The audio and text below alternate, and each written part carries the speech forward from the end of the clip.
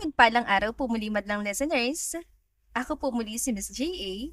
na muling maghahandog sa inyo ng isa na namang maganda at nakakakilig na kwento. Sana po'y magustuhan niyo ang kwentong ito at kapulutan ng aral. Maraming salamat. Simulan na natin ang kwentuhan. Kung ang pagiging mahirap ang dahilan para isipin yung wala akong karapatang mangarap, pasensya na po. Pero maling tao ang minamaliit mo. Hindi ako nahihiya sa damit ko. Hindi ako nahihiya sa trabahong ginagawa ko. Hindi ako nahihiya na minsan, bariyan tigpipiso at tiglilima yung inuuwi ko matapos kumanta sa kalsada. Ang ikinakahiya ko ay yung mga taong maraming pera pero kulang sa respeto. Kaya kung gusto niyong pagtawanan ako dahil kasambay ako, sige. Pero pagkatapos ito, makinig muna kayo.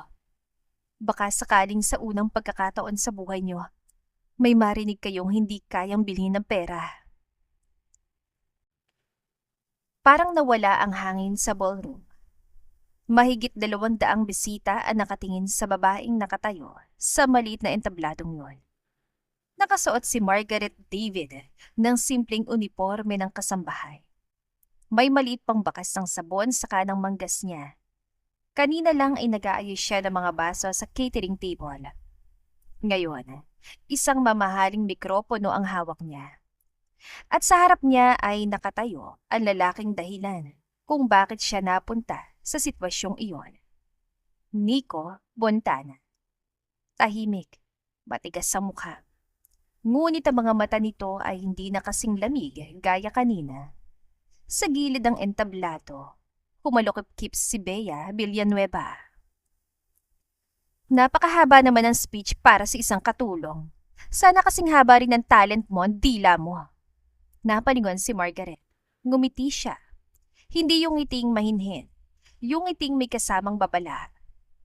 Ma'am Bea, hindi naman po ako nakikipagpaligsahan sa haba ng dila. Kung ganun po kasi, automatic panalo na kayo. May ilang bisitang napaupo upang itago ang tawa. Napatakip ng bibig si Paulo sa likuran. Patay. Hindi pa nagsisimulang kanta, may nasugatan na. Masamang tumingin si Bea. Nico, seryoso ka ba? Hinayaan mong ganito kausapin ng kasambahay mo mga bisita? Napatingin si Nico kay Margaret. Margaret. Yes, sir. Hindi ka binabayaran para sagutin ng bisita. Hindi rin po ako binabayaran para maging punching bag ng bisita.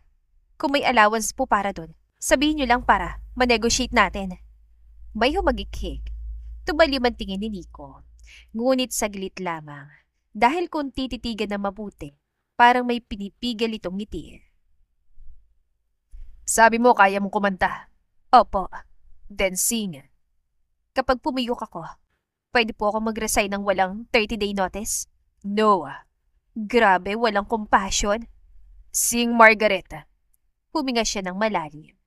Pagkatapos ay ipinikit niya mga mata. At nang lumabas ang unang nota mula sa bibig niya, nagbago ang lahat. Hindi malakas, hindi pa sigaw. Isang mahina at halos nanginginig na nota lamang. Ngunit may kung anong tumagos sa buong silid. Parang boses ng isang taong matagal nang nagpipigil ng sakit. Parang kwento ng isang anak na ayaw sumuko. Parang panalangin. Unti-unting nawalang pangungutya sa mukha ng mga bisita. Maging si Bea hindi agad nakapagsalita. At si Nico, hindi gumagalaw.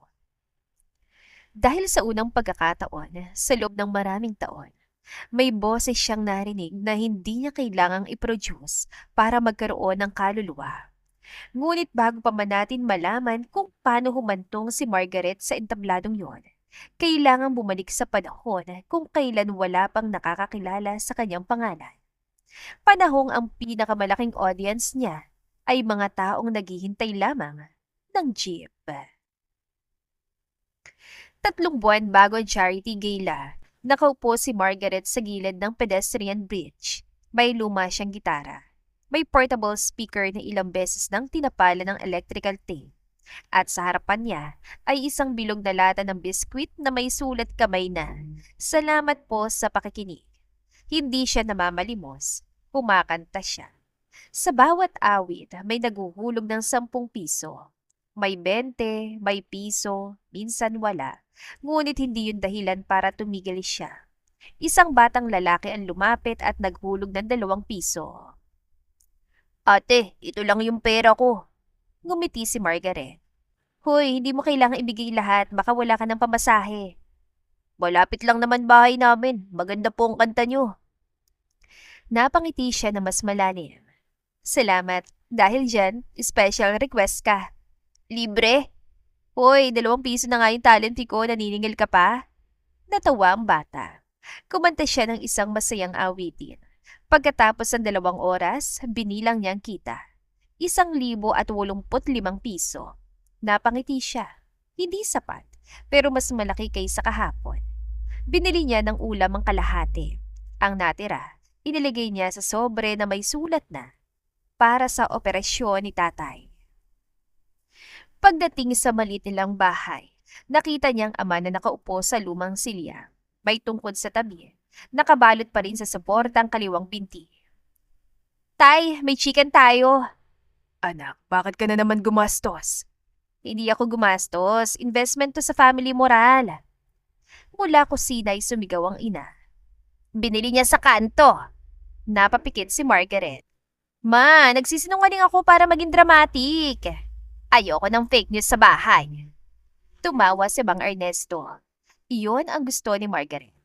Kapag naririnig niyan tumatawang ama, kahit saglit ay nakakalimutan nitong masakit ang binti. Ngunit na makita niya ang papel sa kandungan nito, biglang bumigat ang pakiramdam niya. Medical quotation. Lumapit siya. May bagong estimate? Tahimik na tinupi ng ama ang papel. Huwag mo nang isipin. Kinuha ni Margaret. Nabasa niyang halaga. Halos bumagsak ang sikmura niya. Tay, Margaret, makinig ka sa akin. 1 taon ka nang nagpapakahirap. Umaga nagtatrabaho ka. Gabi kumakanta ka. Minsan hindi ka na natutulog ng maayos. Anak, sapat na. Hindi pa. Sapat na para sa akin. Umupo siya sa tabi ng ama. Pero hindi sapat para sa akin. Alam mo kung bakit? Hindi sumagot ito. Nung bata ako, ikaw ang gumagawa ng paraan para hindi ko maramdaman na mahirap tayo. Kapag walang pera sa cake, bibili ka ng tinapay at lalagyan ng kandila. Kapag wala tayong pang-movie, nagkukwento ka sa sala at kunwari ikaw yung artista. Nang gusto kong matutong tumugtog, pinagawa mo yung luma mong gitara kahit mas kailangan mo ng bagong sapatos. Hindi mo ako tinuruan sumuko kapag mahirap. Kaya ngayon, huwag mo hilingin sa akin ang bagay na ikaw mismo ay nagturo sa akin huwag gawin. Namasa ang mata ng ama. Anak, natatakot lang ako na sa pagsisikap mong iligtas ako, makalimutan mong mabuhay para sa sarili mo. Huminga ng malalim si Margaret. Ay, tay, hindi ako nawawalan ng buhay dahil inaalagaan kita. Ikaw ang isa sa mga dahilan kung bakit gusto kong mabuhay na maayos. At saka, pinunasan niya ang luha. Kapag nakalakad ka na, ikaw maghuhugas ng pinggan. Napatawang ama. Akala ko emotional moment. May terms and conditions. Lumabas si Aling Cora na may 3 plato. Isa pa, kapag gumaling ka, ikaw na rin ang magbubuhat ng gasol. Parang gusto ko nang manatiling pilay. Tay? Nagtawanan silang 3. Ngunit sa gabing yon, habang tulog na ang mga magulang niya, tahimik na tinignan ni Margaret ang sobre ng ipon. Malayo pa, napakalayo. At unang beses siyang naluha nang walang nakatingin. Lord, hindi ko hinihinging gawing madali. Kahit paraan lang, bigyan mo ko ng paraan. Hindi niya alam na kinabukasan, makikita niyang job posting na magiging simula ng lahat. Kinabukasan, napansin ni Margaret ang advertisement sa cellphone ng isang kaibigan. Live-in household stuff needed. Good salary. Meals and lodging included. Napatitig siya sa sahod. Halos doble ng kinikita niya sa restaurant. Lord, ang bilis. Sana pati love life ganito ka-responsive. Kinurot siya ng kaibigan. Ilang oras lamang ang lumipas. Nasa harap na siya ng Montana Mansion. Napakalaking bahay. May fountain, may hardin, may 2 guardhouse, at may driveway na parang runway. Bahay ba to o airport? Tumingin sa kanya ang guard. Applicant? Opo kuya. Tanong lang. May GPS ba sa loob? Baka maligaw ako sa pagitan ng sala at kusina. Napangiti ang guard. Sa loob, sinalubong siya ni Manang Pasing. Mula ulo hanggang paa ay sinuri siya nito. Marunong ka bang maglinis? Opo. Magluto? Basic? Magplantsa? Opo. May boyfriend? Napakurap si Margaret. Kasama po ba yun sa job description? Sumagot ka lang. Wala. Biglang lumiwanag ang mata ng matanda. Bakit parang nakapasa ako sa pinaka-importanteng requirement? Wala lang. Manang, yung wala lang niyo parang may kasamang plano. Tinanggap siya agad dahil maayos ang references niya. Kinagabihan, unang beses niya nakita ang may-ari ng bahay. Bumukas ang pinto. Pumasok ang isang matangkad na lalaki.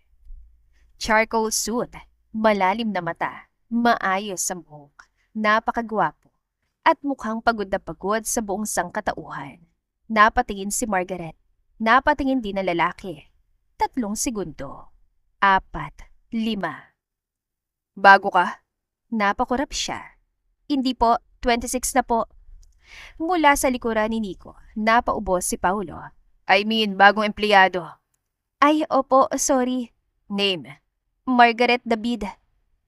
Rules are simple. Huwag kang papasok sa private studio. Huwag kang gagalaw ng instruments. Huwag magpapapasok ng bisita at ayoko nang maingay sa bahay. Tumango siya. Noted, sir. So basically, gusto niyo kaming tumira dito na parang multong marunong maglinis. Tumingin ito ng diretso sa kanya. May problema? Wala po. Good. Naglakad na ito. Nang medyo nakalayo. Ang sungit. Huminto si Nico. Nanigas si Margaret. Dahan-dahang lumingon ito. May sinabi ka? Ngumiti siya. Sabi ko po, ang suit, ang ganda. Tumaas ang kilay ni Nico. Pagkatapos ay nagpatuloy sa paglalakad. Pagkasara ng pinto sa opisina. Ang sungit na naging suit ah. Sir, adaptability is the key to survival. Tumawa si Paulo. Mula sa second floor landing ay narinig ni Nico ang tawa nila. At sa kabila ng sarili niya, bahagyang ngumiti ang lalaki. Unang linggo pa lamang ni Margaret sa mansyon nang mapansin niyang napakatahimik ng bahay. Walang music, walang telebisyon, walang casual conversation kapag naroon si Nico. Kabaligtaran iyon ng bahay nila. Doon kahit walang ulam, may tawanan. Sa Montana Mansion, kahit napakaraming pagkain, parang bawal ang saya. Isang umaga, habang naguhugas ng pinggan, hindi niya napansing kumakanta na pala siya. Mahina, natural. Hindi niya alam na nasa pintuan ng kusina si Nico. Nakikinig. Nalumingon siya. Muntik niyang mabitawan ng plato. Sir, hindi po ako nagnanakaw. Hindi naman kita inaakusahan. Bakit ganun yung tingin niyo? Parang may arrest warrant. Hindi ito sumagot. Who taught you to sing? Nagulat siya. Tatay ko. Professional? Construction worker. Pero kapag may karaoke, feeling professional. Bahagyang gumalaw ang labi ni Nico. Napansin niyo ni Margaret. Nanlaki ang mata niya. Sir? Agad na nawala ang ngiti. What? Ngumiti kayo? No. Opo, nakita ko. You're imagining things. May ngipin pala kayo. Margaret, sorry. Lumapit si Nico. Hindi naman sobrang lapit, pero sapat para mapansin ni Margaret ang amoy ng pabango nito. Napaatras siya. Don't sing while working. Natahimik siya. Pangit? No. Then bakit bawal? Saglit itong tumitig. Because you were distracting.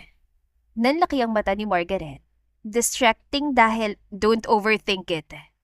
Naglakad itong palabas. Naiwan siya nakahawak sa basang plato. Pumasok si Manang Pasing. Bakit namumula ka? Mainit. Tumingin si Manang Pasing sa air conditioner. 18 degrees. Internal heat. Ngumisi ang matanda. Nako, huwag po kayong magnako. Walang dapat inako. Wala naman akong sinabi. Mas nakakatakot kapag wala kayong sinasabi. Kinagabihan, nag-text si Margaret sa ina. Ma, may tanong. Mabilis ang reply. Buntis ka? Muntik niyang mabitawan ng cellphone. Ma, 1 linggo pa lang ako dito. Anong tanong? Kapag sinabi ng lalaki na distracting ka, insulto ba yun? Nag-type ang ina. Gwapo? Napailing siya. Ma, hindi yun relevant. Gwapo ba? Napabuntong hininga siya. Oo. Then, hindi insulto. Napahawak siya sa noo. Good night, ma. Habang tumatagal si Margaret sa mansyon, mas marami siyang napapansin. Masungit si Nico, pero kakaibang paraan ito ng pagiging mabait. Isang araw, nahulog ang gardener na si Mang Isko habang nagdidilig. Kinabukasan, may bagong wheelchair sa storage room. Walang pangalan, walang announcement. Ilang araw pagkatapos, nagkasakit ang anak ni Manang Pasing. Kulang ang ipon nito para sa lab test. Biglang may company medical assistance. Wala namang company medical assistance para sa household staff. Nahuli ni Margaret si Nico isang gabi. Natutulog ito sa sofa. May laptop sa dibdib. Dahan-dahan niyang kinuha yon para hindi mahulog at aksidenteng nakita ang open email. Payment confirmed. Medical assistance. Napangiti siya. Mahina siyang nagsalita. Masungit ka lang pala dahil nahihiya kang mahuling mabait. Biglang bumukas ang mata ni Nico. Napatalon siya.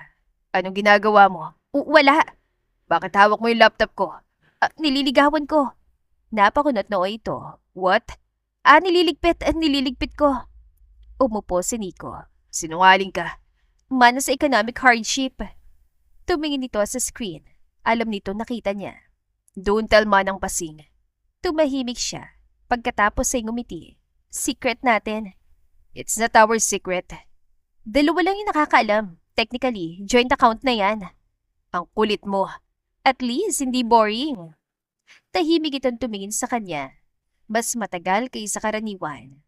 No, you're definitely not boring. Biglang nawala ang biro sa lalamunan niya. At iyon ang problema. Dahil kapag masungit si Nico, kaya niyang sabayan. Kapag mabait ito, doon siya natatakot. Isang madaling araw, nagising si Margaret sa tunog ng piano. Mula iyon sa private studio. Bawal siyang pumasok, ngunit bahagyang nakabukas ang pinto. Nakita niya si Nico, nag-iisa, nakaupo sa piano. Hindi itong businessman na nakikita niya araw-araw. Wala ang suit, wala ang matigas sa mukha. T-shirt lang, magulo ang buhok. At ang piyesang tinutugtog ay malungkot. Maganda.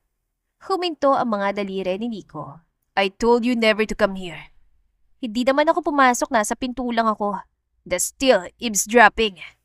Hindi po eavesdropping kapag music. Concert attendance po. Napailing ito. Come in. Nagulat siya. Sigurado? Before I change my mind. Pumasok siya. Napakaraming gold records sa dingding, mga larawan ng sikat na singers, mga award, ngunit walang personal pictures. Ang daming achievements, they're just objects. Tumingin siya rito. Bakit parang hindi kayo masaya? Natigilan si Nico. You asked too many questions. Occupational hazard ng madaldal. Tahimik na tumingin nito sa keys. My father built this company. Music was his life. Nasa na siya? He died 8 years ago. Nawala ang ngiti niya. I'm sorry. After he died, everyone expected me to become him. Same instincts, same ears, same passion. I was 23. I didn't even know if I wanted this life. Pero ipinagpatuloy mo. I had to. Umupo siya sa kabilang dulo ng piano bench. May pagkakaibang kailangan at gusto. Minsan kaya tayo pagod kasi matagal na nating ginagawang kailangan pero nakalimutan nating tanungin ang sarili natin kung ano yung gusto natin. Napatingin si Nico sa kanya. Where did you learn to talk like that? Sa jeep. Napatawa siya na mahina. Ayan, gumiti ka na naman. Don't ruin the moment. Sorry. Tumugtog itong muli. Pagkatapos ay biglang nagsalita. Sing. Akala ko bawal. I changed my mind. Kumanta siya. Isang lumang kanta na itinuro ng ama. Walang mikropono, walang effects. Siya lang. Pagkatapos, matagal na tahimik si Nico. Why are you doing this professionally? Natawa si Margaret. Dahil hindi lahat ng may talento binibigyan ng pagkakataon. May mga taong pinanganak na may hagdan. May iba namang kailangan munang gumawa ng sariling hagdan bago makasampa sa unang baitang. You auditioned? Maraming beses. And napailing siya. Masyado raw ordinary yung mukha ko. Kulang daw ako sa star factor. May isang manager pang nagsabi na magpagawa muna ako ng ilong. Hinawakan niyang ilong. Okay naman gumagana.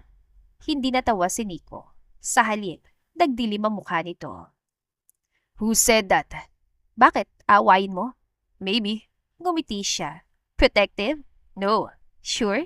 Tumayo siya. Nadulas ang paa niya sa gilid ng rag. Agad siyang sinalo ni Nico. Napahawak siya sa dibdib nito. Ang kamay ng lalaki ay nasa baywang niya. Nagkatinginan sila. Napakalapit. Sir, yes? Pwede na akong bitawan. Hindi siya binitiwan. I know. Then, bakit hindi mo ginagawa? Huminga ito. I don't know. Biglang tumahimik ang mundo. Dahan-dahang yumuko si Nico. Hindi umatras si Margaret. Nagtagpo ang labi nila. Maikli, magaan. Pero sapat para pareho silang mapatras na parang may sumapog. Sir, I know. Amo kita. I know. Kasambahi ako. I know. Bakit puro I know? Napahawak si Nico sa batok. Because I don't know what else to say. Nalaki ang mata niya. Pagkatapos ay tumakbo siya palabas. Pagdating sa hallway, nasalubong niya si Manang Pasing. Bakit parang hinahabol ka? May overtime po. Sa labi? Manang! Umalingaw-ngaw ang tawa ng matanda. Sa loob ng studio, tahimik na napahawak si Nico sa sariling labi. At unang beses niyang naisip na mas delikado palang isang babae hindi niya kayang kontrolin kaysa sa anumang business crisis. Ilang araw silang parehong awkward.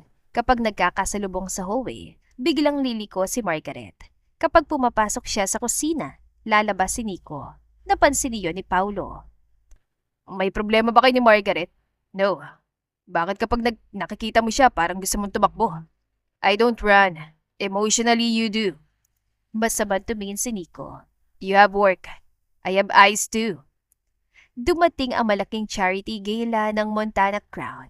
Sikat na singers, business executives, media. Si Bea ang main performer. Isang oras bagong performance, nadulas ito sa backstage. Hindi malubhang injury, ngunit hindi ito maaaring sumayaw. Nagkagulo. I can't perform like this. We need a replacement. Doon napansin ni Nico si Margaret na may hawak na tray ng champagne. You. Napatingin siya. Ako? Sing tonight. Muntik niyang mabitawan ang tray. Ha? You heard me. Sir, 200 taong nasa labas. You sing in front of strangers every night. Sakali kapag pangit ang kanta ko, umaalis lang sila. Dito baka may legal department. Tumawa si Paulo, ngunit si Bea ay napangiwi. Nico, are you serious? A maid? Napatingin si Margaret. Hindi dahil marunong siya kumanta habang naguhugas ang plato, artist na siya. Humigpit ang panga ni Nico. Pero bago ito makapagsalita, nauna si Margaret. Ma'am, tama kayo. Hindi dahil kasambahay ako, singer na ako. Singer ako kahit bago pa ako naging kasambahay. Then, prove it. At doon nagsimula ang eksenang nagpabago ng lahat. Nagsalita si Margaret sa ballroom. Pagkatapos, kumanta siya. Sa dulo ng kanta, tahimik ang lahat ng 2 segundo. At pagkatapos, sumabog ang palakpakan. May tumayo. 1, 2. Hanggang halos buong ballroom ang standing ovation. Sa likod, hindi makapaniwala si Margaret. Pagkababa niya, sinalubong siya ni Nico. You were incredible. Napatingin siya rito. Repeat? What? Record ko, first compliment. Napailing ito. Don't push it. Ngumiti siya. Too late. Mula sa malayo, nakatingin si Bea. At sa unang pagkakataon, nakaramdam ito ng tunay na takot. Pagkatapos ng gala, nagsimula ng magtanong ang ilang executives kung sino si Margaret. May nag-post ng video ng performance. Sa loob ng 24 na oras, umabot iyon sa milyon ng views. Ngunit habang nagsisimulang oportunidad, bumigat naman ang problema sa bahay. Tumawag si Aling Cora. Anak, lumalalang pamamaga ng paa ng tatay mo. Nangindig ang kamay ni Margaret. Ano sabi ng doktor? Kailangan na raw ang surgery sa lalong madaling panahon. Magkano? Nang marinig niya ang halaga, napaupo siya sa pantry. Ma, hahanap ako ng paraan. Saan anak? Ayoko ring ubusin mo sarili mo. Ma, wag muna nating isipin kung saan magagaling. Basta maniwala tayo na may paraan. Nang matapos ang tawat, tahimik siyang umiyak. Hindi niya alam na nasa hallway si Nico. Narinig dito ang lahat. Kinagabihan, nasa office si Nico kasama si Paulo. Find out which hospital. Her father? Yes. You're paying? Anonymous. Ngumiti si Paulo. Hindi ka ba napapagod mapanggap na wala kang puso? Masamang tumingin si Nico. Do you want to keep your salary? Very much. Kinabukasan, tumawag ang ospital. Bayad ng operasyon. Hindi makapaniwala si Margaret. Sino po? Anonymous donor. Napahugulgulo siya. Tinawagan agad ang ina. Ma, bayad na. Pareho silang umiyak. Dali-dali siyang umuwi sa mansyon. Nandoon si Nico sa veranda. Sir, napatingin ito. How's your father? Natigilan siya. Hindi pa niya naikukwento rito ng diretsyon surgery. Dahan-dahan siya lumapit. Paano mong alam? Hindi sumagot si Nico. Nanlaki ang mata niya. Ikaw? Margaret, ikaw ang nagbayad? It doesn't matter. Napailing siya. Sa'yo madaling sabihin na hindi mahalaga dahil kaya mong kitain ulit ang perang yon. Pero sa akin, hindi lang pera yung binigay mo. Binigyan mo ng pagkakataon ng tatay kong makalakad ulit. Binigyan mo ng pagkakataon ng nanay kong matulog nang hindi iniisip kung saan kukuha ng pambayad. At binigyan mo ko ng pagkakataong huminga kahit isang araw nang hindi natatakot na baka maubusan kami ng oras. Namasa ang mata niya. Bakit? Because I could. Umiling siya. Hindi sapat yun. Matagal siyang tinitigan ni Nico. Pagkatapos ay huminga ito ng malalim. Because watching you cry bothered me more than losing the money. Natahimik siya. At hindi ko alam kung kailan nangyari. Pero dumating sa punto na kapag tahimik ka, napapansin ko masyadong tahimik ang bahay. Kapag hindi ka nakikipagtalo kay Manang Pasing, hinahanap kong boses mo. Kapag wala ka sa kusina, pumupunta ako roon kahit hindi naman ako gutom. Stalker? I'm trying to be serious. Pinunasan niya ang luha. Sorry. Lumapit si Nico.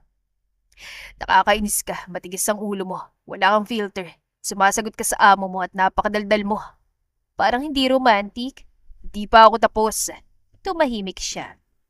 Pero sa lahat ng ingay na narinig ko sa buhay ko, ikaw ang naging paborito kong tunog. Napaluha siya. Nico, unang beses niya itong tinawag sa pangalan. Lumambot ang tingin ng lalaki. Salamat. Siya mismo lumapit at hinalikan ito. Mas mahaba kaysa unang halik. Mas sigurado. Nang maghiwalay sila. Utang ko ba to? What? Baka kasama sa hospital bill. Napailing si Nico. You really ruin every romantic moment. Pero balance. At sa unang pagkakataon, tumawa ng malakas si Nico. Makalipas ang 2 linggo, matagumpay ang operasyon ni Mang Ernesto. Unti-unti itong nagsimulang mag-rehabilitation. Samantala, may mas malaking alok si Nico kay Margaret. Pinapunta siya sa studio. May kontrata sa mesa. Sit. Parang interrogation. Read it. Binasa niya. Recording contract. Nanlaki ang mata niya. Sir. Nico. Sa work hours, sir. Napabuntong hininga ito. Hindi ko kayang tanggapin kung ginagawa mo lang ito because I like you. Napahinto siya. Diretsahan naman. Yes, I like you. Probably more than I should. But that's irrelevant to this contract. Napakunot noo siya. I don't give recording deals out of pity.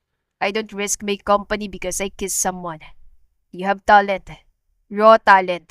But talent alone isn't enough. If you sign this, you'll train. Voice lessons, media training, performance coaching, songwriting workshops. You will work harder than everyone because the second people learn you're close to me, they'll say you didn't earn it. Tahimik na nakinig si Margaret. I won't protect you from hard work. I will protect you from people who try to exploit you. That's the difference. Namasa ang mata niya. Akala ko bibigyan mo ko ng pangarap. Umiling si Nico. No, the dream is yours. I'm giving you a door. You still have to walk through it. Dahan-dahang kinuha ni Margaret ang ballpen. Then, watch me. Pumirma siya. At mula sa araw na yon, nagsimula ang pinakamahirap na chapter ng buhay niya. Hindi glamorous, hindi puro photoshoot.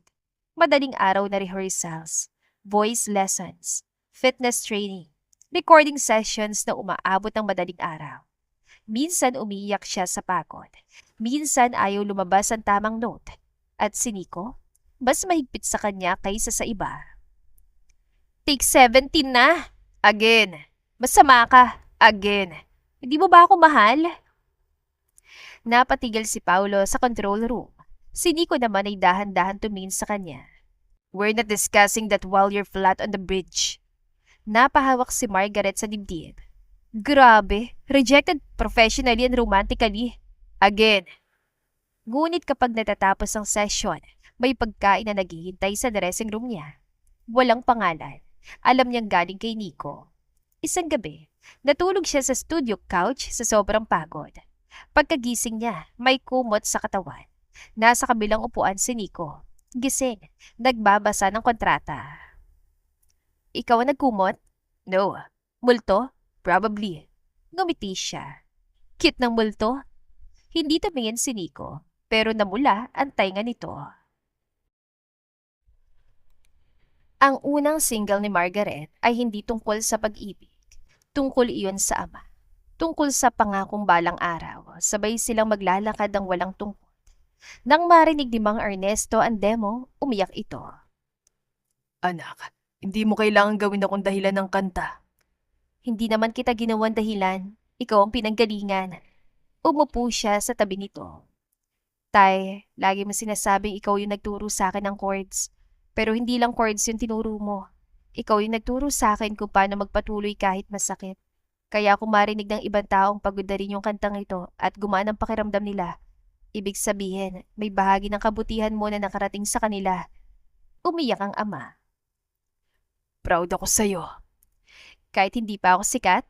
Anak, proud ako sa'yo nung wala pang nakikinig. Mas madaling maging proud kapag pumapalakpak na ang mundo. Pero ang tunay na pagmamahal, pumapalakpak kahit ensayo pa lang. Mahigpit siyang yumakap sa ama. Nang ilabas ang kanta, hindi inaasahan na nangyari. 1 million views, 5 million, 20 million. Trending sa iba't ibang bansa. Dumami ang interviews, guestings, live performances, at sa bawat interview, iisang tanong. Paano ka nagsimula? Hindi niya ikinahiya ang sagot. Sa kalsada, at proud ako doon. Sa gitna ng promotion, minsang niyaya siya ni Nico kumain. Dinner? Meeting? No. Business? No. Date? Tahimik si Nico. Gumiti siya. Ay, nahang na naman. Just be ready at 7.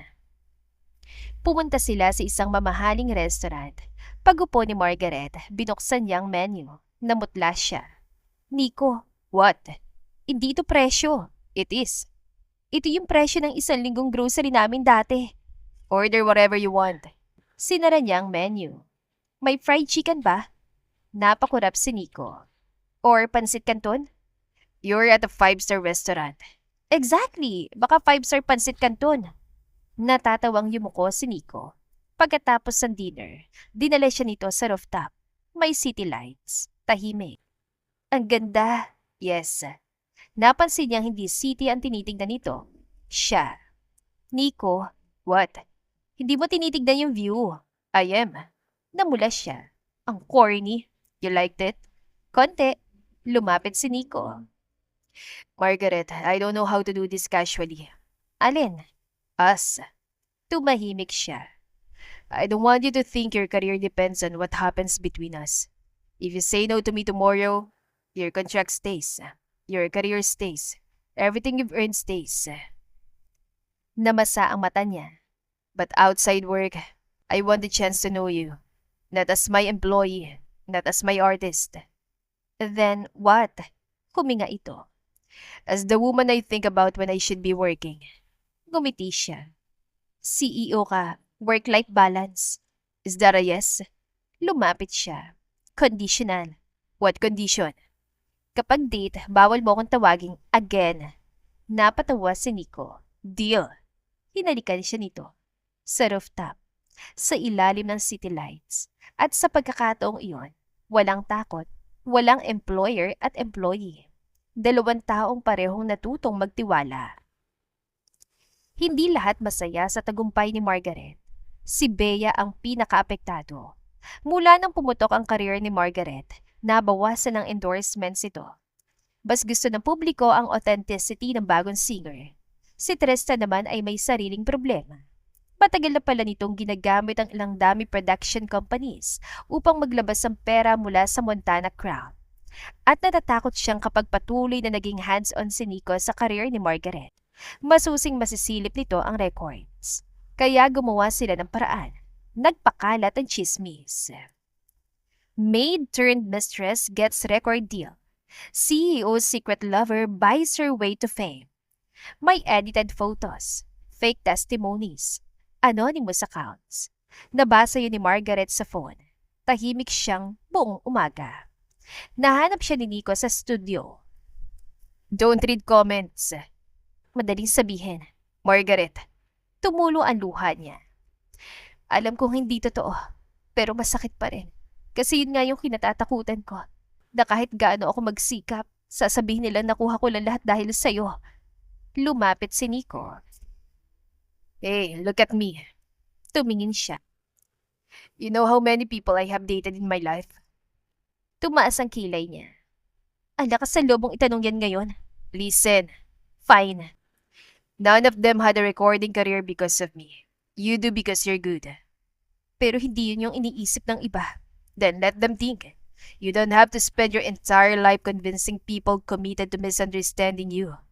Napahinto siya. Your job is not to win every argument. Your job is to become so good that eventually the noise becomes background. Pinunasan nito ang luha niya. And if anyone crosses the line into lies we can prove, we fight. Not with insults, with evidence. Napangiti siya ng kaunti. Pwede ring insults after evidence? Napatawa si Nico. Maybe one. Deal. Nagpatawag ang kumpanya ng press conference. Punong-puno ng reporters. Nasa tabi ni Margaret si Nico. Ngunit bago magsimula, Nico, yes? Hayaan mo akong sumagot. Within reason. Walang fan sa within reason. Margaret, fine. Unang reporter. Miss David, totoo ba nakuha mo yung contract dahil karelasyon mo si Mr. Montana? Ngumiti siya. Kung relasyon lang po yung qualification para maging singer, sana lahat ng ex ng producer may album na. Nagtawa na ng reporters. Napatingin si Nico sa mesa. Pinipigilan ang ngiti. Do you deny receiving special treatment? Hindi po. Nagulat ang lahat. Special talaga treatment ko. May bulungan. Mas mahigpit siya sa akin kaysa sa ibang artist. Kapag iba, 5 take, ako 15. Kapag iba, may 1 hour break, ako 30 minutes. Kaya kung nepotism po yun, gusto ko mag-file ng complaint, lugin-lugi ako. Tumawa muli ang silid. Isa pang reporter ang nagtanong. Some people say you should be ashamed that you used to be a maid. Nawala ang ngiti niya. Bakit ako mahihiya? Tahimik ang lahat. May marangal bang trabaho na dapat ikahiya? Nahihiya ba tayo sa nurse na naglilinis ng sugat? Sa janitor na naglilinis ng ospital? Sa magsasakang putikan ng paa para may makain tayo? Bakit ako mahihiya dahil naglinis ako ng bahay para may pambayad sa gamot ng tatay ko? Huminga siya. Kung may dapat po akong ikahiya, yun ay kung pinili kong pabayaan ng pamilya ko dahil takot ako mapagod. Pero hindi ako nahihiya sa pawis. Hindi ako nahihiya sa apron. Hindi ako nahihiya sa kalsadang pinanggalingan ko. Tahimik na nakatingin si Nico. Proud. At sa mga kabataang nakakakita nito, tandaan niyo, Hindi ka bawasan sa pagkatao ang trabaho nyo ngayon. Hindi permanenteng address ang kahirapan. Kung nasa kusina ka ngayon, hindi ibig sabihin hanggang kusina ka na lang. Kung nasa construction ka, hindi ibig sabihin doon matatapos ang kwento mo. Pero walang shortcut. Kailangan mong pagtrabahuhan. At kapag may nagtanong kung saan ka nanggaling, huwag mo itago. Ipakita mo kung gaano kalayo nilakad mo. Maging reporter sa inapapalakpak. Sa dulo, may reporter na ngumiti. Mr. Montana, any comment? Kinuha ni Nico ang microphone. Yes. Tumingin siya kay Margaret. I think she answered better than I would have. Napangiti si Margaret. Record natin, second compliment. Habang abalang media sa press conference, tahimik namang nag-iimbestiga sina Paulo at Nico.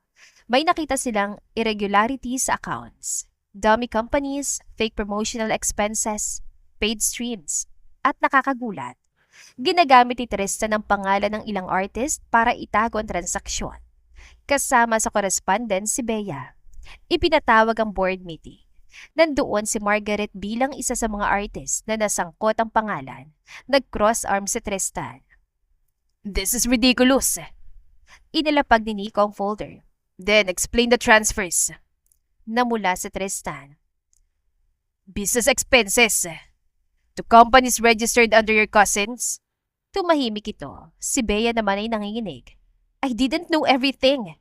Napatingin si Margaret. Pero alam mong fake yung stories tungkol sa akin. Hindi sumagot si Bea. Ma'am Bea, alam mo kung ano yung pinakamasakit. Hindi yung pinagtawanan mo ko nung kasambahay pa ako. Sanay ako sa tao mapangmata. Ang masakit, talented ka naman talaga. Hindi mo kailangang yurakan ng ibang babae para manatili kang nasa taas. Damasa ang mata ni Bea. Kung ginamit mo sana yung energy mo sa pagpapabuti ng sarili mong music imbes sa sirain ako, baka pareho pa tayong umangat. Hindi naman palaging kailangang may matalo para may manalo. Tahimik ang silid. Don't act like you're better than us. Napatingin si Margaret. You think you belong here because your boyfriend owns a company? Ngumiti siya. Hindi. Nagulat ang lahat. Hindi ako kabilang sa mundong ginawa mong paligsahan ng apelido, pera at koneksyon. At proud ako doon. Dahil kung ang presyo ng pagiging kabilang dito ay kailangan kong mang-apak ng tao, mas gusto kong bumalik sa kalsada. Nagpasya ang board. Tinanggal si Tristan. Sinailalim sa legal proceedings ang embezzlement. Sinuspinde ang contract ni Bea at pinasailalim sa investigation. Habang inilalabas si Tristan, Sir Tristan, lumingon ito. Good luck po. Don't mock me. Hindi, sincere ako. Mahirap pagganap ng trabaho. Napatingin siya sa map sa hallway. Pero hiring yata sa mansyon. Napahagalpak si Paulo. Maging ilang board members ay natawa. Margaret, ano? Inspirational employment opportunity. Napailing si Nico. Ngunit paglabas sila ng boardroom, hinawakan ito ang kamay niya. You okay? Oo. Sure? Huminga siya. May malita parte sa akin na gusto makita mapahiya sila. Tao lang ako. Pero mas malaki yung parte sa akin na nalulungkot kasi may talent sila. May pribilehyo sila. May pagkakataon sila. Tapos ginamit nila para manakit. Pinisil ni Nico ang kamay niya. That's why you're different. Isang taon na lumipas. International sensation na si Margaret David. May concert sa Singapore, Tokyo, Sydney, Los Angeles, London, Manila. Ngunit sa unang anniversary ng unang viral performance niya, bigla siyang bumalik sa pedestrian bridge. Walang announcement, walang malaking stage, dala lamang ang lumang gitara. Napansin siya ng mga tao. Unti-unting dumami ang crowd. Sa gilid, nakatayo si Mang Ernesto. Nakakalakad na ng maayos. Pagkatapos ng kanta, niyakap niyang ama. Dito nagsimula. Umiling si Margaret. Hindi tay. Saan? Sa bahay. Nung tinuruan mo kung huwag mahiyang kumanta kahit sira yung gitara natin. Dito lang ako una napansin ng ibang tao. Pero ikaw yung unang naniwala. Napaluha ang ama. May boses mula sa likuran. Excuse me? Lumingon sila. Nandoon si Nico. May dalang bulaklak. Ay, second believer. Second? Respect your elders. Tumawa si Mang Ernesto. Biglang lumuhod si Nico. Nanlaki ang mata ni Margaret. Nagsigawan ng crowd. Nico, may inilabas itong singsing. Margaret David, dumating ka sa bahay ko bilang empleyadong hindi marunong manahimik. Nagtawanan ng lahat. Binago mo ang bahay ko, ang kumpanya ko, musika ko. At higit sa lahat, binago mo ko. Namasang mata nito. Akala ko trabaho kong hanapin ang pinakamagandang boses sa mundo. Di ko alam ng pinakamahalagang boses na mahanap ko ay yung boses na gusto kong marinig pagising ko. Yung boses na gusto kong marinig kapag pagod ako. Yung boses na gusto kong marinig kahit matanda na ako at puro reklamo na lang tungkol sa likod at tuhod. Tumawa si Margaret habang umiiyak. I don't promise a perfect life. I'm difficult. I'm stubborn. I work too much. True. Nagtawa na ng crowd. But I promise that whatever life gives us, you won't face it alone. Marry me. Umiiyak na siya. May sweldo? Nagtawa na ng lahat. Napapikit si Nico. Margaret. Tumawa siya. Yes. Isinuot ito ang singsing. Hinalikan siya. At mula sa likod ay sumigaw si Aling Cora. Nico, may apo ba agad? Napahiwalay silang dalawa. Ma! Nagtawanan ang buong crowd. Hindi grand celebrity wedding ang gusto ni Margaret. Gusto niya ng simple. Family, friends, at mga taong naging bahagi ng paglalakbay niya. Si Manang Pasing ang halos mas excited pa kaysa bride. Dapat grand entrance. Manang, kasal ito, hindi coronation. Hindi pwede, billionaire asawa mo. Hindi naman ako ikakasal sa bank account. Mula pintuan, nagsalita si Nico. Good. Lumingon siya. Nakasut ito. Napakagwapo. Napatitig siya. What? Wala. You're staring. Quality control. Gumiti si Nico. Sa araw ng kasal, bago siya maglakad sa aisle, hinawakan siya ng ama. Anak. Napatingin siya. Dati iniisip ko kung makakalakad pa ba ako. Ngayon ako pang maghahatid sa altar. Napaluha si Margaret. Tay, huwag ngayon masisira yung make-up. Tumawang ama. Salamat. Saan? Sa hindi pagsuko sa akin. Umiyak siya. Hindi mo rin naman ako sinukuan eh. Magkasabay silang naglakad. Sa altar, naghihintay si Nico. At sa vows nito. Margaret, maraming taong dumaan sa buhay ko na humanga sa pangalan ko. Kumpanya ko o pera ko. Ikaw ang unang taong dumating sa bahay ko at tinawag akong masungit sa loob ng unang 5 minuto. Nagtawa na ng lahat. Hindi ka natakot sa akin. Hindi mo ako tinarato bilang CEO. Tinarato mo ako bilang tao. At dahil doon, unti-unti ko naalala kung paano maging tao. Namasang mata ni Margaret. Pangako kong susuportahan ang pangarap mo kahit hindi ako yung sentro nito. Pangako kong hindi kita hawakan para pigilan ka lumipad. Hahawakan kita para maalala mong may bahay kang babalikan. Umiiyak na siya nang siya naman na magsalita. Nico, nung una kitang makita, ang una ko naisip ay gwapo ka. Napangiti si Nico.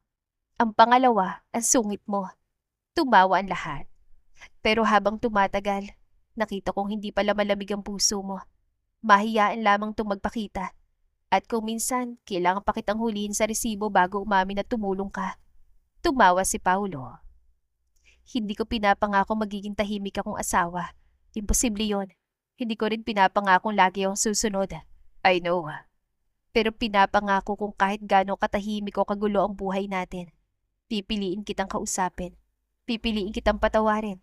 Pipiliin kitang mahalin. At kapag masyado ka masungit, ngumiti siya. Hahalik lang ako hanggang tumigil ka.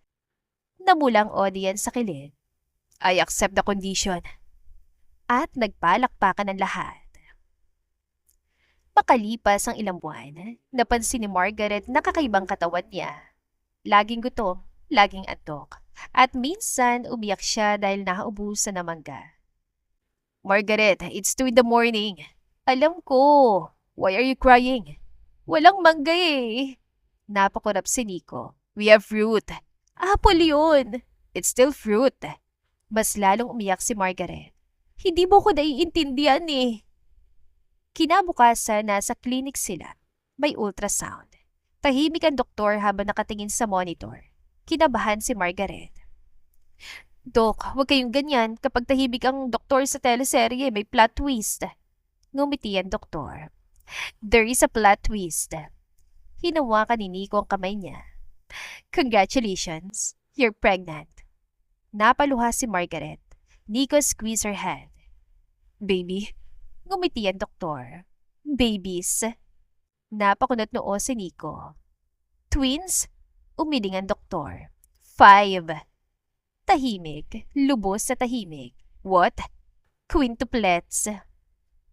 Napatingin si Nico sa monitor. Pagkatapos kay Margaret.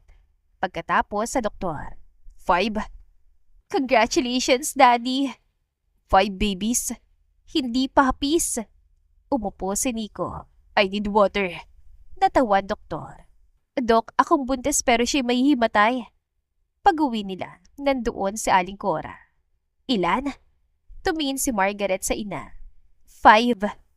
Nanlaki ang mata ni Aling Cora. Aba anak, ma, wag mo kong tignan na parang competition. Hindi ko sinabing competition. Pero proud ang mukha mo. Humalakhak ang lahat. Hindi madali ang pagbubuntis ni Margaret. High risk. Maraming restrictions. Kinailangan niyang bawasan ng performances. May mga araw na nakakaramdam siya ng guilt. Isang gabi, naabutan niya si Nico sa nursery. May 5 maliliit na pares ng medyas. Tahimik ito nakaupo. Hey!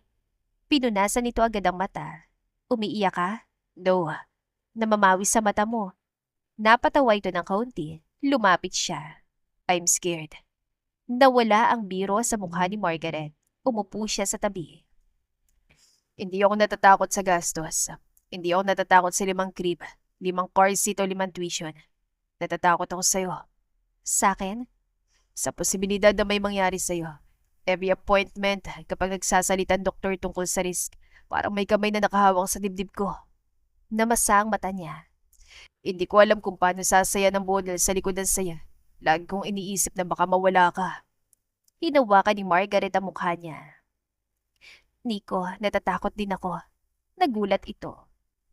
Minsan kapag mag-isa ako, iniisip ko kung kakayanin ng katawan ko. Iniisip ko kung maging mabuting nanay ba ako. Iniisip ko kung paano ko mamahalin ng pantayan 5. Pero ayokong palakihin natin ang mga batang ito sa loob ng takot bago pa sila ipanganak. Huminga siya ng malalim. Hindi natin kontrolado ang lahat. Ang kaya nating kontrolin ay kung paano natin haharapin ang bawat araw. Ngayon nandito ako. Nandito sila. Nandito ka. Kaya ngayon masaya tayo. Napaluha si Nico. At saka tingin mo, itinaas niya 5 medyas. Kapag pinanganak ang mga ito, wala na tayong tulog hanggang 2032. Napatawa si Nico. I already hired 2 additional nannies. Nanlaki ang mata niya. Kailan? After the second ultrasound. CEO talaga. Risk management. Dumating ang araw ng panganganak ng mas maaga kaysa expected. Biglang nakaramdam ng matinding contraction si Margaret. Sa ospital, panik si Nico. Nico, yes? Huwag kang maglakad ng paikot, nahihilo ko sa'yo. I'm not walking in circles. 4th lap mo na. Sa operating room, kinailangan ng emergency delivery. Sa labas, ang lalaki nakikipagnegosasyon sa billion-peso deals ng walang kaba ay nanginginig. Nandoon sina Mang Ernesto at Aling Cora.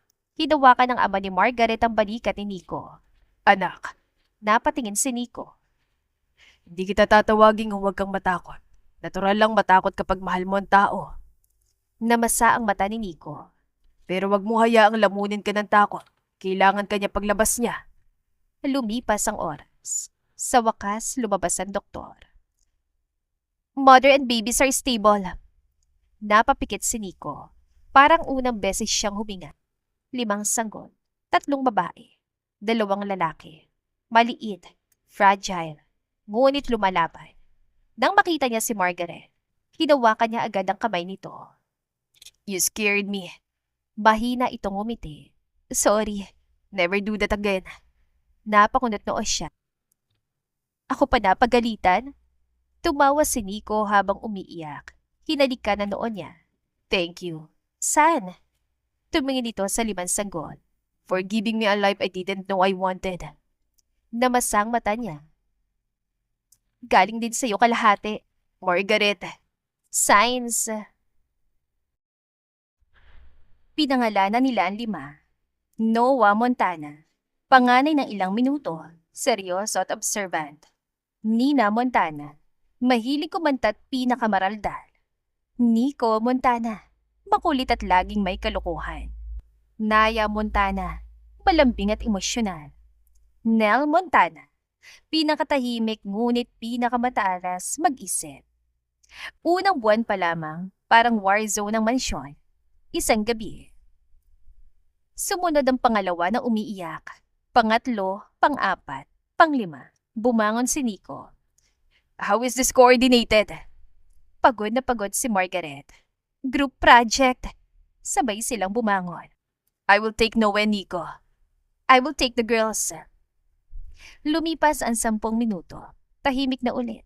Naupo sila sa sofa. Parehong sabog buhok. May gata sa shirt ni Nico. Napatingin si Margaret. Billionaire fashion.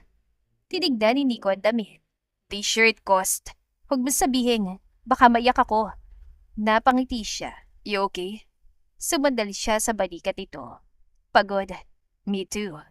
Masaya. Me too. Tahimik sila. Pagkatapos, sabay-sabay na umiyak ulit ang 5. Napapikit si Nico. Me too? No. Humalakhak siya. Makalipas ang halos 2 taon, bumalik si Margaret sa malaking entablado. Kinabahan siya. Hindi dahil sa audience, kundi dahil matagal siyang nawala. Sa dressing room, kasama niya 5 anak. Nina tagging her gown. Mommy, kanta? Yes, baby. Malakas? Sana. Dumating si Nico. You're nervous. Obvious? Your left hand shakes when you're nervous. Napatingin siya sa kamay. Grabe, kilala mo ko. Lumapit si Nico. Listen to me. You don't have to prove you still belong on that stage. But what if people moved on? Then sing for the people you stayed. Tumingin ito sa mga anak. Start with 6. Napaluha siya. 6? 5 kids and 1 husband. Ngumiti siya. Akala ko counting problem mo na naman. Hinalikan siya ni Nico sa noo. Go, remind them who you are. Nang umakyat siya sa stage, narinig niya si sigawan. At sa unang row, nakatayo 5 anak. Sumisigaw. Mommy! Napaluha siya. Kumanta siya. Mas mature ng boses. Mas malalim. Dahil ngayon, hindi na lamang sakit ang anak ang dala niya. May pag-ibig ng asawa. May pagod ng ina. May saya ng pamilya. At iyon ang naging pinakamagandang performance niya. Habang lumalaki ang quintuplets, mas lalo silang naging bahagi ng love story ng mga magulang. Isang umaga, nag-aaway kunwari sina Margaret at Nico. Sabi ko wag mong ilagay yung business call sa Sunday breakfast. It was urgent. Everything is urgent sa'yo. Tahimik na nakikinig si Nina. Bigla itong tumayo. Daddy, kiss mommy. Napatigil sila. What? When cartoons fight, kiss after. Natawa si Margaret. May point. Lumapit si Nico. Hinalikan siya sa pisngi. No lips. Nanlaki ang mata ni Margaret. Anak, si Nico naman ay pumalakpak.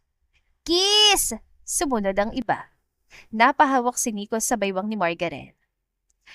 Nico, wag kang matuwa masyado ha. Minor yung facilitators. Hinalikan siya nito. Nagtilian ng mga bata. Pagkatapos, nagsalita si Noah. Okay na. Yes. Good! At bumalik sila sa pagkain na parang may na-resolve na international crisis. Ilang taon pagkatapos ng skandal, humingi ng pagkakataong makipagkita si Bea. Nagulat si Margaret. Nagkita sila sa isang maliit na cafe. Wala ng glamour ang dating singer. Mas simple, mas tahimik. I don't expect forgiveness. Tahimik si Margaret. I spent years blaming everyone when my career fell apart. You, Nico, the company. But when people stopped calling, I had no one left to blame. Namasang mata ni Bea. I was just jealous of you. Not because you were prettier, not because Nico loved you. I was just jealous because people believed you when you sang. Tahimik na nakinig si Margaret. I had technique, training, connections. But somewhere along the way, I stopped loving music. I only loved being famous. Huminga ito. I'm sorry. Matagal bago sumagot si Margaret. Hindi kita patatawarin para gumana ang pakiramdam mo. Napalunok si Bea. Patatawarin kita para hindi na kita kailangan dalhin sa isip ko habang buhay. Napaluha si Bea. Pero forgiveness doesn't erase consequences. Kailangan mo pa rin ayusin ang sarili mong buhay. Tumango ito. I know. Do you still sing? Umiling si Bea. Not professionally. Hindi yun yung tanong ko. Napatingin ito. Do you still sing? Namasang mata ni Bea. Sometimes. Then maybe start there. Bago fame, bago chart, bago audience, alalahanin mo muna kung bakit ka kumanta. At sa araw na yon, napatunayan ni Margaret na ang pinakamagandang revenge ay hindi palaging sirain ng taong nanakit sa'yo.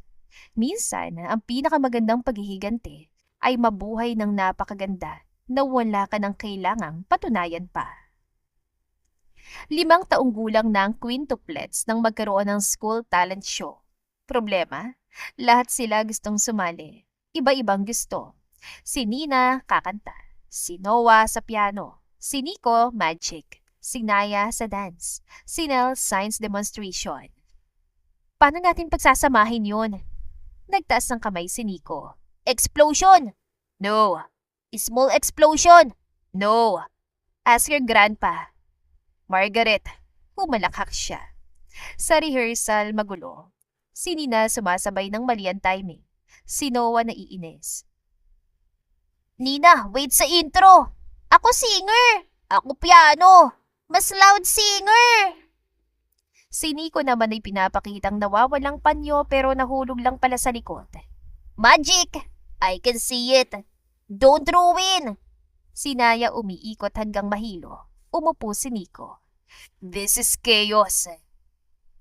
Niyakap siya ni Margaret mula sa likuran. Sound of your life, remember? Napatingin ito. I regret saying that. Ngunit sa mismong talent show, hindi naging perpekto ang performance. Nagkamali si Noah sa isang chord. Nakalimutan ni Nina ang isang linya. Nahulog ang props si Nico. Muntik madula si Nay. At hindi umandar ang malit na volcano ni Nell. Pagbaba nila ng stage, malungkot ang 5. Lumuhod si Margaret sa harapan nila. Mommy, bad kami? No. We had mistakes. Yes, and tahimik sila. Anak, hindi ang purpose ng stage ay para ipakitang perfect kayo. Ang stage ay para ibahagi niyo kung ano yung kaya at mahal niyo. Nagkamali kayo? Okay. Ang mahalaga, hindi kayo tumakbo. Tumingin siya kay Noah. Noah, nagkamali ka sa chord pero pinagpatuloy mo. Kay Nina. Nina, nakalimutan mo yung lyrics pero gumawa ka ng sarili mong linya. Kay Nico. Nico, nahulog yung props mo pero pinatawa mo yung audience. Kay Naya. Naya, munti ka ng madulas pero tumayo ka. Kay Nell. At Nell, hindi pumutok yung volcano mo. Salamat. Natawan lahat. Ang ibig sabihin, hindi failure yung mistakes. Ang failure ay kapag natakot kayong subukan ulit. Lumapit si Nico. Your mother is right. Napatingin si Margaret. Record natin, rare event. Napailing si Nico at ngumiti na mga bata. Isang Sabado, nagising si Nico sa sigaw. Who drew on the piano? 5 sabay-sabay na tumakbo. Pumasok si Margaret. Nakita ang crayon sa piano. Wow! Napalingon si Nico. Wow! Abstract! They drew on a Steinway. Premium canvas. Napapikit si Nico. Margaret. Lumapit siya. Yumakap mula sa likod. Galit? Yes. Hinalikan niya sa pisngi. Still? Yes. Isa pang halik. Still? Lumingon si Nico. You're cheating. Effective? Hinila siya nito palapit. Unfortunately. Hinalikan siya. Mula hagdan, sabay-sabay na sumigaw ang 5 bata. Ew! Napahiwalay sila. Hoy, dahil sa iyo na yan, kaya kayong 5 nandito. Nanlaki ang mata ni Nico. Margaret. Mula sa kusina, humalakhak si Manang Pasing.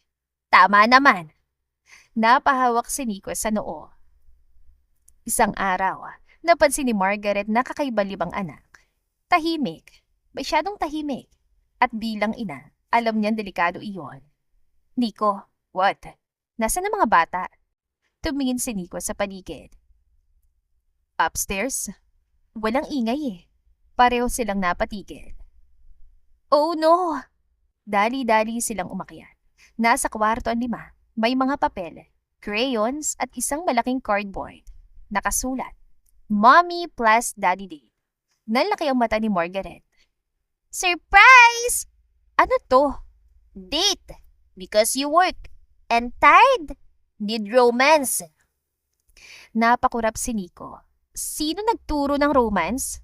Sabay-sabay silang tumingin kay Manang Pasing na nasa pinto. Ano? Natawa si Margaret. May maliit na mesa silang inayos sa garden. Plastic cups, biscuits, juice, at flowers na kinuha sa halamanan. Sit! Umupo mag-asawa. Daddy say sweet. Napatingin si Nico kay Margaret. You look beautiful. More! Napatawa si Margaret. Your mother is the most beautiful woman I've ever seen. Kinilig si Margaret. Mommy, turn! Napatingin siya kay Nico. Your daddy is... Naghintay ang 5. Very rich. Margaret, umalakhak siya. Pagkatapos ay naging seryoso. Your daddy is the safest place I've ever had. Tahimik si Nico, namasang mata nito. Hindi dahil kaya niyang bilhin lahat, kundi dahil sa lahat ng araw na mahina ako, hindi niya pinadama na pabigat ako. At sa lahat ng araw na malakas ako, hindi niya sinubukang paliitin ako. Ngumiti si Nico. I love you. I love you too. Sabay-sabay na pumalakpak ang quintuplets. At iyon marahil ang pinakamurang date na naranasan nila, pero isa sa pinakamahalaga. Isang araw, umuwi si Noah na tahimik. Napansin ni Margaret. Anak, may problema? Umiling ito. Noah, umiyak ang bata. Someone said you were a maid. Tahimik siya. Lumapit si Nico. And they laughed. Namasang mata ni Margaret, hindi dahil nahihiya, kundi dahil nasasaktan ng anak. Umupo siya. Come here. Lumapit si Noah. Anak, yes. Kasambahay ako dati. Napatingin ito. Nililinis ko yung bahay ni Daddy, naghuhugas ako ng pinggan, nagwawalis, naglalaba minsan. At alam mo? What? Proud ako. Nagulat ang bata. Dahil sa panahong yon, yun yung trabahong tumulong sa akin para may pambayad sa gamot ni Lolo. Marangal ang trabaho ko. Hinawakan niyang anak. Kapag may tumawa ulit, huwag mong awayin. Sabihin mo, oo, kasambahay ang mami ko. At proud ako dahil hindi siya natakot magtrabaho. Napaluha si Noah. I'm proud. Napaluha rin si Nico. Lumuhod ito. And remember something else. Money doesn't make a person respectable. Character does. Tumingin ito sa 5 anak na nakikinig na rin. If one day all our money disappears, you will still be Montanas. Not because of the name, because of how you treat people. Tahimik silang 5. Pagkatapos ay nagtaas ng kamay si Nico.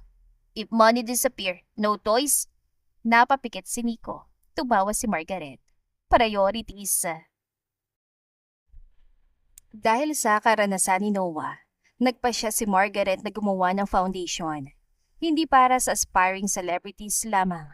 Para sa mga batang may talento ngunit walang access sa training. Tinawag nito Tinig at Pag-asa Foundation. May libreng music lessons, scholarships, instruments, at medical aid para sa pamilya ng mga beneficiaries. Sa opening ceremony, kasama niyang quintuplets. Nung bata ako, akala ko kailangan kong hintayin may makadiscover sa akin. Pero habang tumatanda ako, naisip ko napakaraming batang hindi nadidiskubre, hindi dahil wala silang talento, kundi dahil wala silang pagkakataon. Tumingin siya sa mga bata sa harap. Kaya gusto kong sabihin sa inyo, ang talento hindi garantiya ng tagumpay. Kailangan niyo ng sipag, disiplin, kababaang loob, At kapag nagtagumpay kayo, huwag niyong kalimutang bumalik para buksan ang pinto sa iba. Si Nina ay tahimik na nakikinig. Pagkatapos ng event, Mommy, when I'm singer, help kids too? Lumuhod si Margaret. Yes, even if not famous? Ngumiti siya. Especially if not famous. Hindi mo kailangan maging sikat para maging mabuti. Kahit maraming taon ang kasal, hindi nagbagong ilang bagay. Masungit pa rin si Nico sa umaga. Makulit pa rin si Margaret.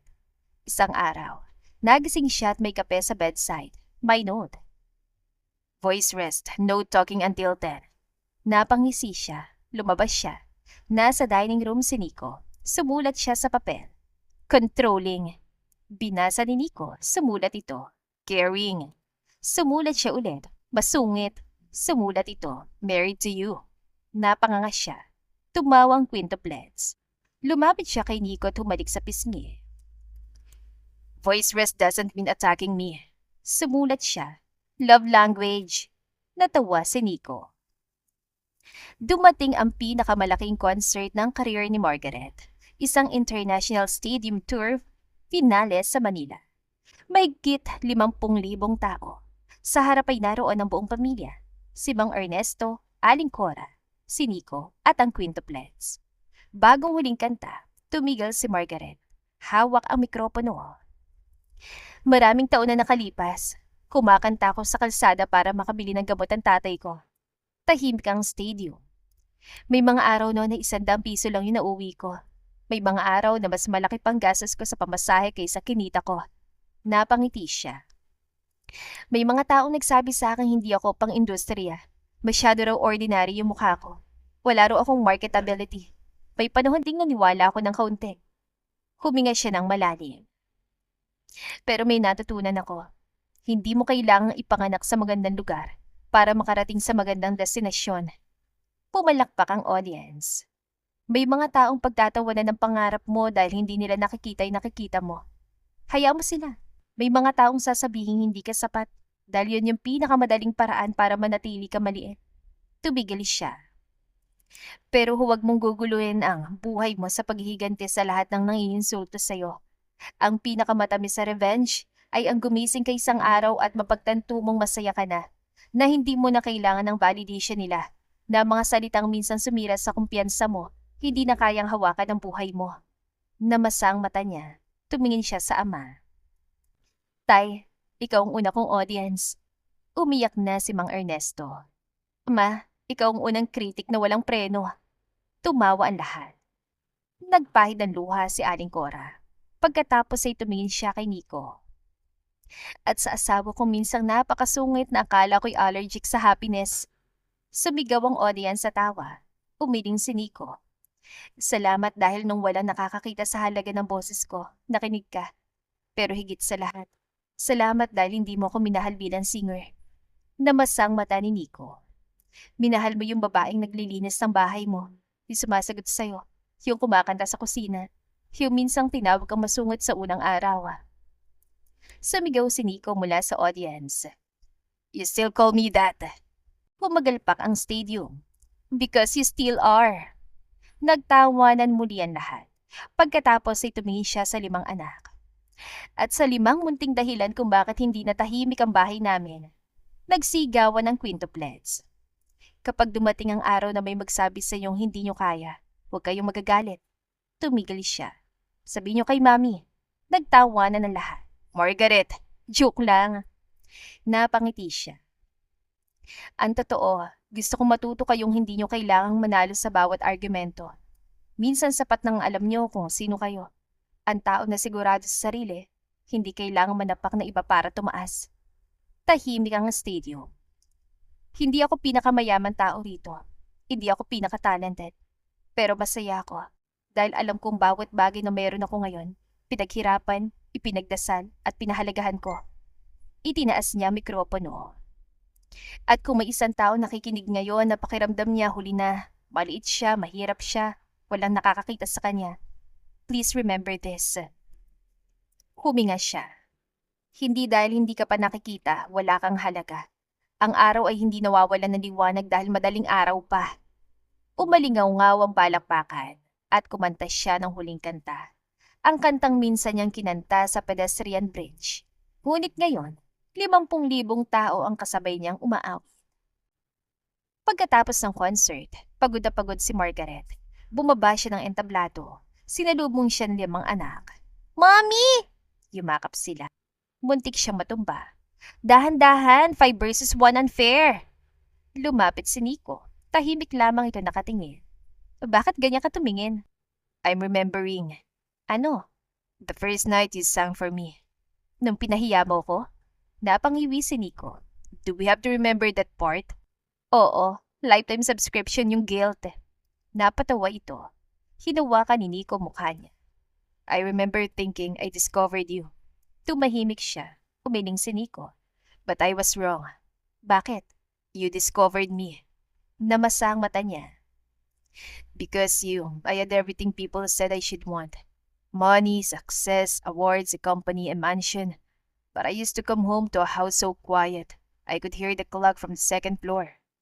Tumingin ito sa mga batang naghahabulan. "Now I can't hear myself think."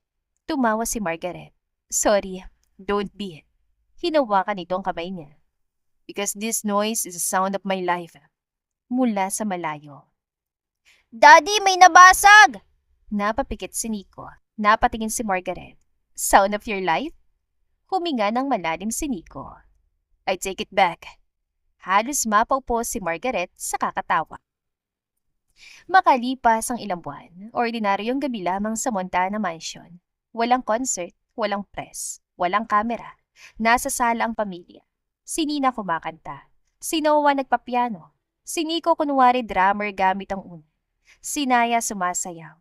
Si Nel gumagawa ng science experiment na mahigpit na binabantayan ni Nico. Nasa sofa si Margaret, katabi ang asawa. "Remember nung ayaw mo na maingay sa bahay?" Tumingin si Nico sa 5 bata. "I was stupid." "Record natin." "No." Sumandali siya sa balikat nito. Tahimik silang nanood. Pagkaraan ng ilang minuto, nagsalita si Nico. "Margaret." "If you could go back to that girl singing on the street, what would you tell her?" Matagal siya na tahimik. Tumingin siya sa pamilya. Pagkatapos ay ngumiti. "Sasabihin ko sa kanya, huwag ka magmadali, darating din.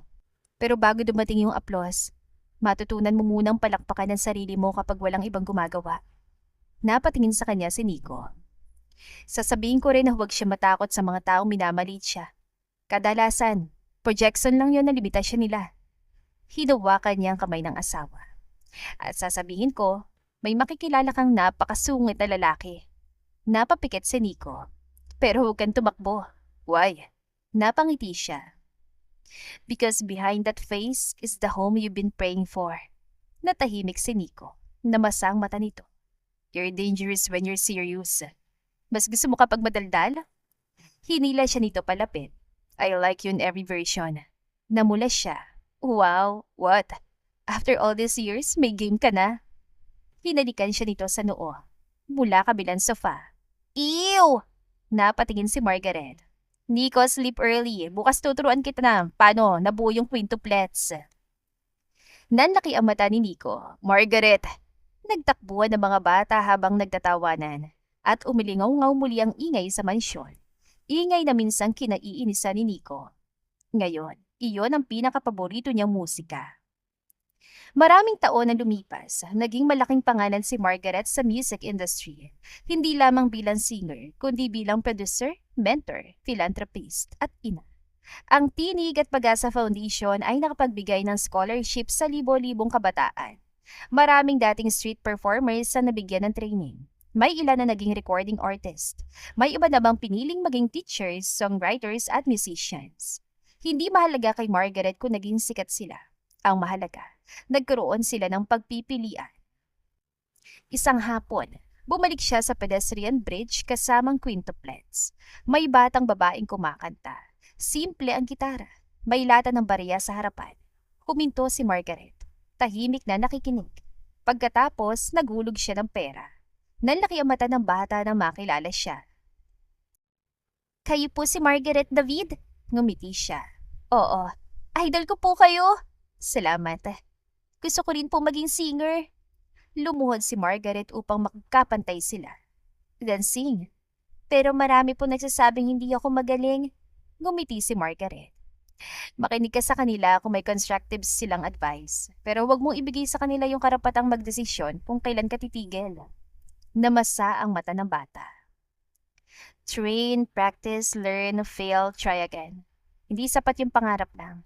Pero wag mo ring hahayaang mawala yung pangarap dahil lang may isang taong hindi naniwala. Tumango ang bata. Tumayo si Margaret. Lumapit ang 5 niyang anak. Mommy, siya singer? Future singer. Ngumiti ang bata. Habang naglalakad sila pa uwi, nakahawak sa 2 kamay ni Margaret sina Nina at Naya. Nauna ang 3 iba. Sa dulo ng bridge ay naghihintay si Nico, naka-casual clothes. Pero masungit pa rin ang mukha dahil nahuli sila ng 10 minuto. You said 4 o'clock.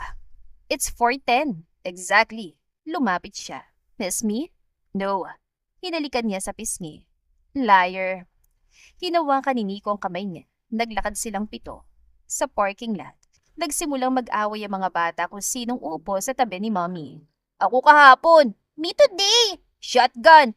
Mommy beside me. Schedule tayo. Napahawak si Nico sa noo. Why do we need a board meeting just to get inside the car? Napatawa si Margaret. Mana sa daddy, corporate governance. Napailing ito. Sumandal siya sa balikat ng asawa. At saglit nilang pinagmasda ng 5 anak. Maingay, makulit, magulo, masaya. Dahan-dahang nagsalita si Margaret. Alam mo kung ano yung pinakamaganda nangyari sa akin? Meeting me? Napatingin siya. Ang kapal. Datawa si Nico. Hindi yung sumikat ako. Hindi yung yumaman tayo. Hindi yung napatunayan kung mali yung mga nang maliit sa akin. Tumingin siya sa mga anak. Pinakamaganda yung hindi ako naging katulad nila. Tumahimik si Nico. Pwede naman kasi ako maging mapaghigante. Pwede ako maging mayabang nung nagkaroon ako ng kapangyarihan. Pwede kong iparanas sa iba yung pangmamaliit na naranasan ko. Hinawakan niyang kamay nito. Pero mas masarap palang gamitin ang success para magbukas ng pinto kaysa isara ito sa mukha ng iba. Gumiti si Nico. That's why I fell in love with you. Napatingin siya. Akala ko dahil maganda ako. That too. Napangiti siya na malaki. Good answer. At bago sila sumakay sa sasakyan, hinalikan siya ni Nico. Hindi ang grande, hindi cinematic. Isang simpleng halik lamang. Yung uri ng halik na hindi na kailangang patunayan ng pagmamahal. Dahil sa likod nila ay may 5 batang nagsisigawan. Sa harap nila isang buhay na hindi perpekto. At sa pagitan nila ay isang pagmamahal na dumaan sa kahirapan. Inggit, pangungutya, takot, pagkatalo at tagumpay. Minsan, street performer lamang si Margaret David. Minsan kasambahay. Minsan babaeng pinagtawanan sa isang ballroom. Ngunit hindi kailanman naging maliit ang halaga niya. Hindi lamang yun nakita agad ng mundo. At iyon ang pinakadakilang aral ng kwento niya. Hindi mo kailangang hintayin ang palakpakan ng mundo bago mo paniwala ang may halaga ka. Hindi mo kailangang maging mayaman bago maging marangal. Hindi mo kailangang gumanti sa lahat ng nanakit sa'yo para masabing nanalo ka. Minsan ang tunay na paghihigante ay kapayapaan. Minsan ang tunay na tagumpay ay pamilya. At minsan, ang pinakamagandang love story ay nagsisimula sa 2 taong hindi dapat nagkasundo. Isang babaeng walang preno ang bibig at isang lalaking ayaw ng ingay. Ngunit sa bandang huli, ang babaeng iyon ang naging paborito niyang boses. At ang 5 batang bunga ng pagmamahala nila ang naging pinakamagandang awit na kailanman ay hindi niya kinailangang i-produce. At dito na po nagtatapos ang ating kwentong pag-ibig. Maraming salamat po sa pakikinig. To God be the highest glory. Hanggang sa muli. Paalam!